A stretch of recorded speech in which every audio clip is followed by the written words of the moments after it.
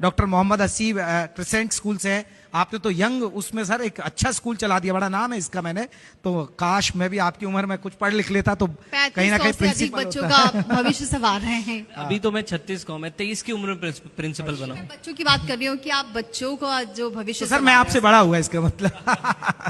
Doctor Mohammad Haseeb, एक बड़ा सवाल ये, 100 से अधिक टीचर, 3500 से अधिक बच्चे, और इतनी कम उम्र में कैसे सब हासिल कर लिया आपने? सर बहुत शुरू से हासिल किया है। 23 साल की उम्र में जब मेरी थी तो मैंने विद्यालय स्टार्ट किया था। मात्र 100 बच्चों से 5 टीचर और 5 कटरेन के कमरों में मैंने स्टार्ट किया था। आज मैं 36 का हूँ। 2025 में हमारे पास 3500 बच्चे पढ़ रहे हैं और सीबीएसई की एजुकेशन हम दे रहे हैं। कुशीनगर में जब मैंने शुरुआत करी थी तो सीबीएसई के मात्र 6-7 स्कूल थे। और मैं धन्यवाद देना चाहूँगा सेंट्रल गवर्नमेंट का भी कि डिजिटल इंडिया के तहत जो भी स्कूलों के एफिलिएशन प्रोसेस है, जब उसको डिजिटलाइज कर दिया। स्कूल पहले कम हुआ इसलिए करते थे क्योंकि लोगों को एफिलिएशन ही नहीं मिलता था, और दिल्ली यहाँ से तब बहुत दूर भी हुआ करता था। आज तो हमारे पास बहुत सारे ऑप्शन है, लेकिन पहले दिल्ली जाना, अपना काम कराना बहुत मुश्किल था। तो हम लोग के टाइम में, मेरा टाइम 2014 का और नरेंद्र मोदी जी का टाइम सेम रहा है, तो मैं थोड़ा अपना गुड लक भी मानता हूँ कि उनकी शुरुआत मेरी शुरुआत एक साथ रही है। एज ए प्राइम मिनिस्टर उन्होंने शुरुआत करी और डिजिटल इंडिया के तहत इतना आसान हुआ।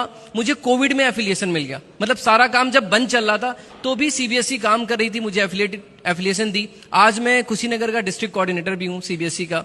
तो सारे कुशीनगर में जितने भी स्कूल्स हैं उसमें ट्रेनिंग कराना ये मेरी जिम्मेदारी है। और मैं बताऊँ, उस टाइम में 15 थे, आज 50 लगभग स्कूल हो चुके हैं कुशीनगर में सिर्फ सीबीएसई के। सो ये एनईपी के आने के बाद और ज्यादा आसान हो गया स्कूल चलाना, और एजुकेशन में एक क्रांतिकारी बदलाव है।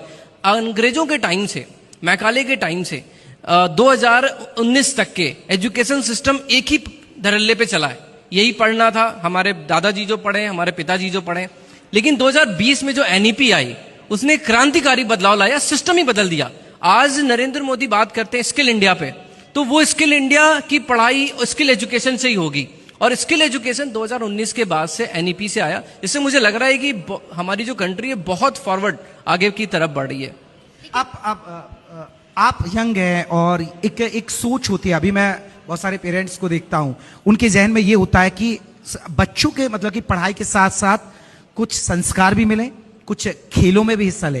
लेकिन आपका स्कूल बाकी स्कूलों से क्या जुदा है जो आप क्योंकि आप तो यंग है तो उस चीजों को समझते होंगे जो अभिभावक के उनके क्या चाहिए, तो आप क्या दे रहे हैं अपने स्कूल में? पढ़ाई तालीम के साथ साथ क्या कुछ अलग एक्टिविटीज आपकी होती हैं? बिल्कुल सर, देखिए स्कूल सिर्फ एजुकेशन की जगह नहीं है। स्कूल को हम कोचिंग सेंटर क्यों नहीं बोलते हैं? स्कूल को स्कूल इसलिए बोलते हैं क्योंकि वहां पे एक हम सिटीजन बनाते हैं। आज दुनिया के, भारत जो हमारा देश है उसमें दुनिया की 30% बच्चों की आबादी है। मतलब आने वाले समय में हम ही भविष्य हैं, भारत ही भविष्य दुनिया का। 30% आबादी सिर्फ हमारी होने वाली है, तो हम उनको एज ए सिटीजन बना के भेजने वाले हैं। तो हमने ये भी देखा है, पुलिस में भी, हमने हर डिपार्टमेंट में देखा है, अच्छे लोग भी होते हैं, करप्ट लोग भी होते हैं। लेकिन हमारी एज ए स्कूल पर्सन जिम्मेदारी होती है एक स्टूडेंट के साथ साथ हमें उसको एक अच्छा सिटीजन बनाना है। तो उसमें मैं नहीं, हम जानते हैं सभी स्कूल इसमें बराबर योगदान दे रहे हैं। और चाहे वो कल्चरल एक्टिविटीज की बात हो या फिर, देखिए एक और चीज बहुत जरूरी है, सबसे ज्यादा ट्रेनिंग की जरूरत उसको है जो सिखा रहा है।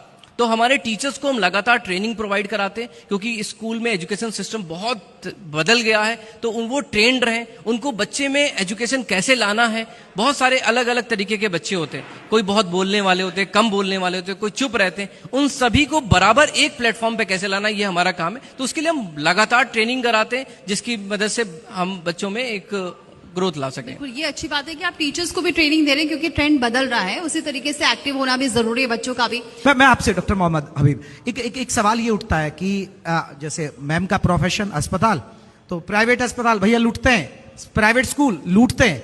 अब आप क्या, कोई ऐसा भी है, कोई किसी का सपना है आपके स्कूल में पढ़ने का कि मैं तो आपके स्कूल में पढ़ना चाहता हूं, वो आए, उसमें फीस नहीं है, गरीब है, ऐसा कोई है आपके लिए कि कोई जुड़ जाए आपके स्कूल से, या आपके दरवाजे बंद हैं गरीब बच्चों के लिए?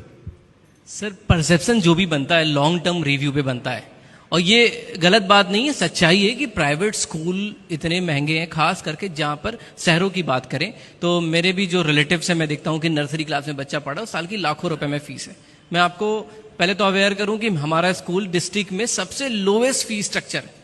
इसीलिए शायद कुछ लोग इस स्कूल को नहीं भी पसंद करते, अदर स्कूल वाले, राइट, कि आपने कुछ ज्यादा ही कम रखा। 1000 रुपए महीना लोग रिचार्ज कराते हैं, मेरा 1000 रुपए पर मंथ की फीस है जिससे हमारे बच्चे पढ़ रहे हैं। अब 3500 बच्चों में गवर्नमेंट के थ्रू बहुत सारे बच्चे फ्री एजुकेशन ले रहे हैं, बिल्कुल, और मेरी तरफ से भी कम 200 बच्चों को मैं फ्री एजुकेशन दे रहा हूं। और खुशी की बात यह नहीं है कि मैं फ्री एजुकेशन दे रहा हूं, मैं बच्चों को कहता हूं बेटा मैं तुम्हें एजुकेशन फ्री की चीज नहीं है, मैं तुम्हें उधार दे रहा हूं, जिस दिन तुम्हारी जॉब लगेगी मैं पूरे पैसे तुमसे वसूल लूंगा। लौटा देगा क्या? हाँ, लौटाएगा मैं।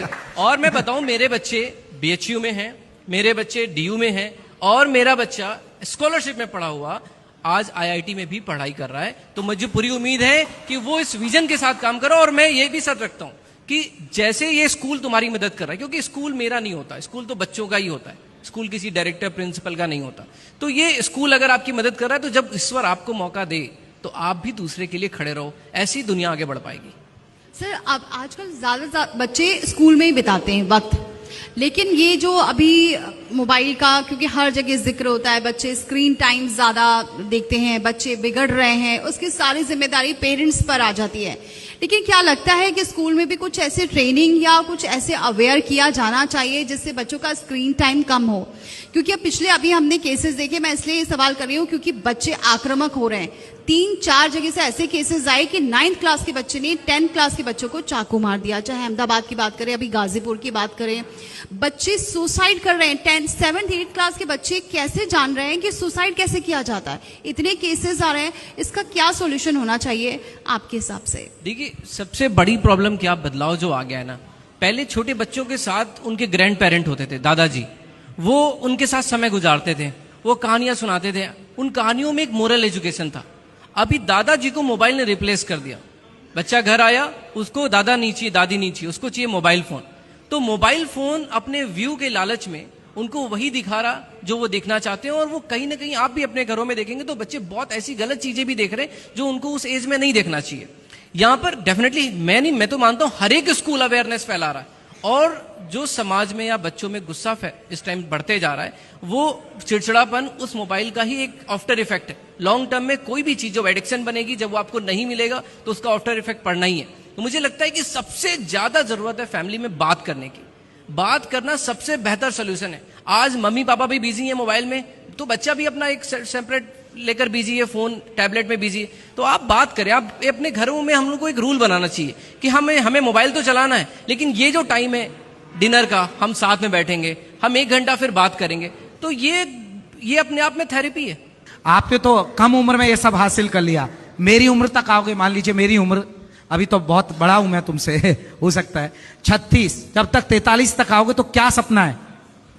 सर, मैं चाहता हूं कि जैसा मैं एक लो बजट स्कूल चला रहा हूं, हाँ। वो जिले में और जिले से बाहर हर जगह अवेलेबल हो, ताकि हर एक बच्चा जो एक सपना देखता है एजुकेशन का, और आज के टाइम में मॉडर्न एजुकेशन का, मतलब सीबीएसई का, कंप्यूटर का, एआई का, उस सभी बच्चों के सपने को हम पूरा कर पाए। तो दुबई भी भेजना है क्या सबको? मैं ऑलरेडी बच्चे को दुबई भेज चुका हूं। अच्छा, भेज चुके हैं। क्यों मतलब मैं उसको आपको रीजन क्यों? बता रहा हूं। हाँ। जैसे मैं बच्चों के बीच में बहुत रहता हूं, तो मैंने एक बच्चों को टारगेट दिया, बेटा तुम लोग 96 से ऊपर लाओ तो मैं तुम्हें दुबई घूमने को भेजूंगा। तो बच्चों ने कहा सर पक्का ना, लाएंगे तो भेजेंगे। बच्चे लग गए, और मैं बताऊं बच्चों ने मुझे हरा दिया। एक बच्चे ने 97.8% सीबीएसई में रिजल्ट दिया, तो उसका मैं ऑलरेडी दुबई का टिकट करा चुका हूं। वो दिसंबर 2025 में जा रहा है दुबई घूमने हमारी यानी तरफ से। दुबई का लॉलीपॉप सफल हो रहा है एजुकेशन में आपका? जी। मैं कह सकता हूं मैं मोटिवेशन, बस इसको मोटिवेशन मोटिवेशन। चलिए, हाँ। बहुत अच्छी बात है, आप लोग सफल हों, इसी उम्मीद के साथ हमारे साथ जुड़े। बहुत बहुत शुक्रिया, बहुत बहुत धन्यवाद आपका। आप बहुत-बहुत ऐसे ही अपने शुक्रिया। क्षेत्र में तरक्की करें। बहुत बहुत शुक्रिया। एक बार तालियां बजाइए, क्योंकि इन लोगों की वजह से कुशीनगर में भी कितना विकास हो रहा है, चाहे शिक्षा के क्षेत्र में, चाहे हॉस्पिटल की, या फिर समाज सेवा की बात करें।